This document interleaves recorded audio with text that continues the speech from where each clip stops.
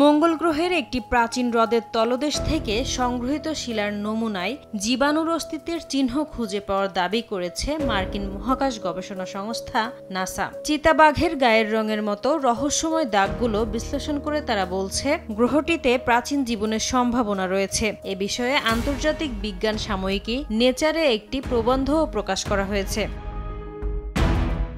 গবেষকদের দাবি, এটি এখন পর্যন্ত লাল গ্রহটিতে জীবনের সম্ভাবনা নিয়ে পাওয়া অন্যতম শক্তিশালী প্রমাণ। তবে এ বিষয়ে আরও গবেষণা প্রয়োজন বলে জানান তারা। আমরা গবেষণা চালিয়ে যাচ্ছি। 1 বছর আগে আমরা একটা নমুনা খুঁজে পেয়েছিলাম। মঙ্গল গ্রহে যেখানে নদী ও হ্রদের অস্তিত্ব ছিল, সেখানে আরও অনুসন্ধান চালানো হচ্ছে। দেখা যাবে পৃথিবীর মতো মঙ্গলেও আমরা একই প্রাচীন জীবনের অস্তিত্ব পাচ্ছি।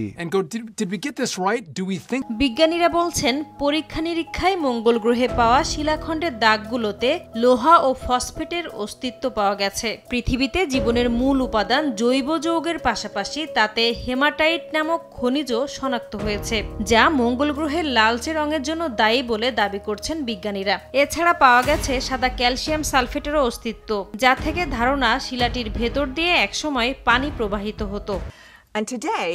এই খনিজগুলো তখনই তৈরি হয়েছিল যখন প্রাচীন হ্রদের তলদেশে কাদা জমা হয়। পৃথিবীতে এমন পরিবেশে জীবাণুরা জৈব পদার্থ খেয়ে খনিজ তৈরি করে, তাই এটিকে বায়োসিগনেচার বলা হচ্ছে। বিজ্ঞানীরা এই নমুনাটির নাম দিয়েছেন স্যাফায়ার ক্যানিয়ন। পারসিভিয়ারেন্স রোভার 2021 সালে মঙ্গল গ্রহে অবতরণের পর থেকে শিলা খুঁজতে শুরু করে। 2024 সালে তার সংগ্রহে সফল হয় রোভারটি। নাসরিন রুমি, সময় সংবাদ।